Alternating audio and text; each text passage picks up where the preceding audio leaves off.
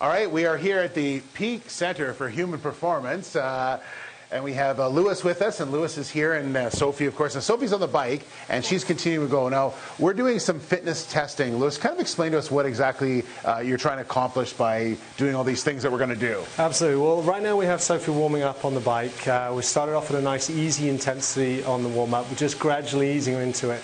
And then we're going to start taking some blood samples, and it's going to allow us to identify what intensity she's training at to get the most out of the time she's putting in. So what am I doing? All right, so now we're going to pop this into your mouth. There we go. And pop that in, and then bite down on that, just like a snorkel device. Make sure you've got a good seal on there. So what we've actually got here is we're measuring through her, the mouthpiece, is we're actually measuring the oxygen consumptions, and it's measuring and recording in this metabolic cart that we have here. It's actually looking at every single breath she takes. We're able to look at the amount of oxygen she's breathing in and then the carbon dioxide she's breathing out.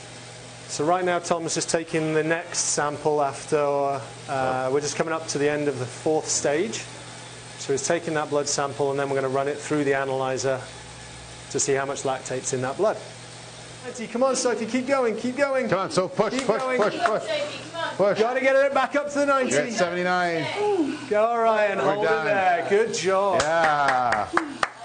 So now we're going to do some of the NHL Combine assessments. So this one is actual vertical jump. So we're going to be looking at your lower body power, how high you can jump. So we've already measured his standing reach, and now he's going to have a go at jumping up. You ready? Come on, Steve. To the top. There we go. Look at you. Nice. As far as it goes, is that good? Absolutely, that's very good. Yeah. So where would that put me in? Would it be well, again, we have to Sidney measure Crosby? I think you're up there, definitely. Really? Yeah. Okay. All right, so we're going to do some upper body strength here.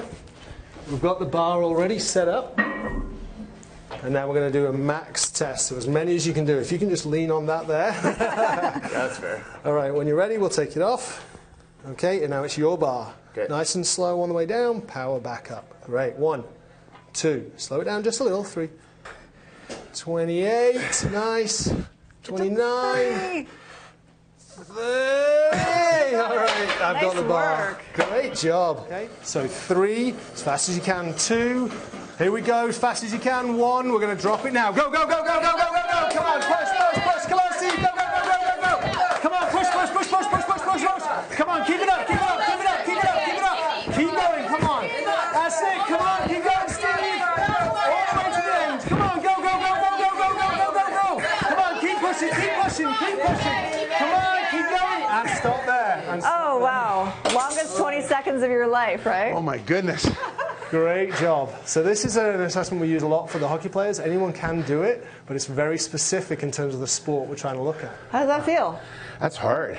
Yeah. It's good 20 seconds. Keep pedaling there if you want to go backwards. I look slightly horrified by the whole thing. All right, this is Lewis Morrison, who is the Director of Sports Science at the Peak Centre for Human Performance. Thanks for putting us through that. You're very welcome. It's a fun job to do. Yeah, it was sort of fun for us. Kind of. No, it's actually, fun for us. It's interesting to find out the results of that because, you know, you think that the harder you go, the better your workout is, but according to numbers, that's not necessarily true depending on your fitness level. Absolutely, so yeah. What did you learn about us? Well, it's very interesting that a lot of people do train with this sort of go hard or go home mentality.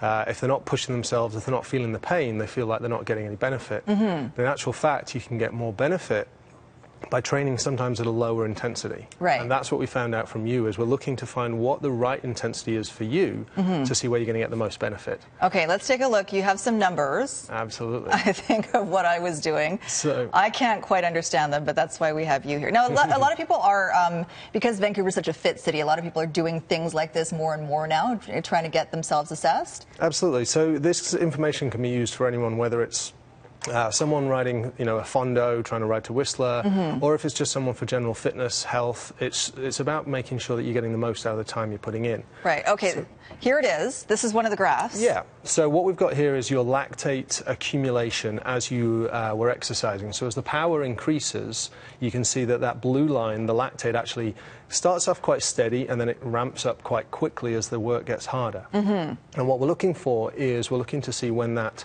change in the accumulation of lactate actually occurs, because that tells us what muscle fibers your body's actually using. Okay.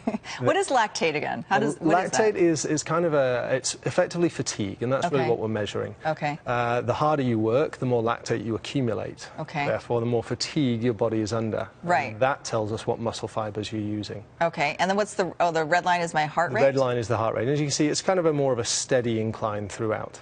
So what does this mean then? I mean, you can see when my lactate goes up, you can see when my heart rate goes up, but at the end of the day, what does it tell you about me as a wannabe athlete? So what we want to do using this information is say, what's the intensity for you to be riding at? Where are you going to get the most benefit? Because if you're training at that lower intensity that's specific and individual to you, then you can actually be preventing that lactate from building up.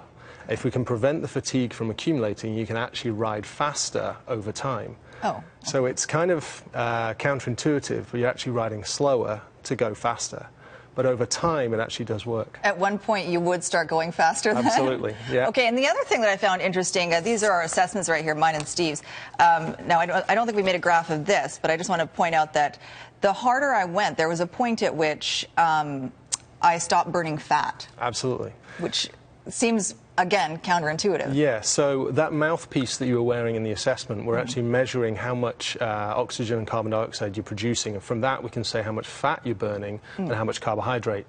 Fat at the lower intensity you actually burn more, but as that lactate starts to accumulate, we do actually have it. And as you can see, the fat column, the second in from the right, you have a large amount of fat at the beginning, but as you start to increase the intensity, eventually that fat disappears to zero, because lactate is actually preventing that fat from being used as a fuel source. Right. So to burn more fat, we actually need to be at that lower intensity. Okay, so then for me, you would recommend what? Excuse me. So for you, we were actually looking at you working below that 90 watts, which I think was for 155 heart rate. Okay. And if you're below that intensity, you're burning more fat, you're training the right muscle fibers that will actually prevent that fatigue from building up, allowing you to go faster. And that's the low intensity portion. The larger portion for you as a long endurance cyclist, that's where you're going to get the most benefit. That's what I'd like to be. Yeah. I can play one on TV. But it's not all easy. We do need you to do some of that high intensity training as well. Okay, and high intensity would be what? Well, so in the assessment we call it zone 3, and that's where you're really pushing yourself. Because we can't do everything nice and easy and then expect to do higher intensity in the race, because you're going to obviously push yourself. So that's kind of interval training. Okay. A lot of people might think it's spin classes, but with this assessment we can tell you exactly what intensity is right for you. Right. Again, we've measured those variables, we know exactly where you are. And you said that when we were shooting this, you said that you would be able to tell before I would be able to tell, just based on looking at the numbers, when I would have to stop. Absolutely. So did you know? Were you right? We pretty much knew when you'd be finishing, from that lactate accumulation. Absolutely. Steve is obviously off today, so he can't be here to quiz you on his own report, but how did he do? So Steve did really well. We got some different assessments with him because we did the more the power type things for him for his hockey sport. That's what NHL players do. Exactly, yeah, exactly the same assessments they would be doing that he did.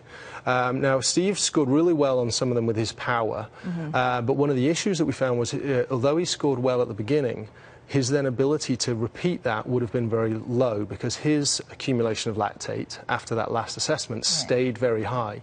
So when we think about a hockey shift, he would have been able to work really hard in the first shift, but he still had lactate in his body 5 minutes after recovery. And therefore, if he goes into his next shift, he's got a lot of fatigue still in the body. He probably wouldn't be all that productive. Exactly. You think about how that accumulates at the end of the game, not very effective. So that's an area we need to work on with him. Very interesting. Yeah. Thank you so much, Lewis. You're very welcome. Thanks for having me in. It's called the Peak Centre for Human Performance. You can find them online, and they're in Burnaby as well. Awesome. Okay, 8:46. We'll take a quick break and be right back here on the Morning News.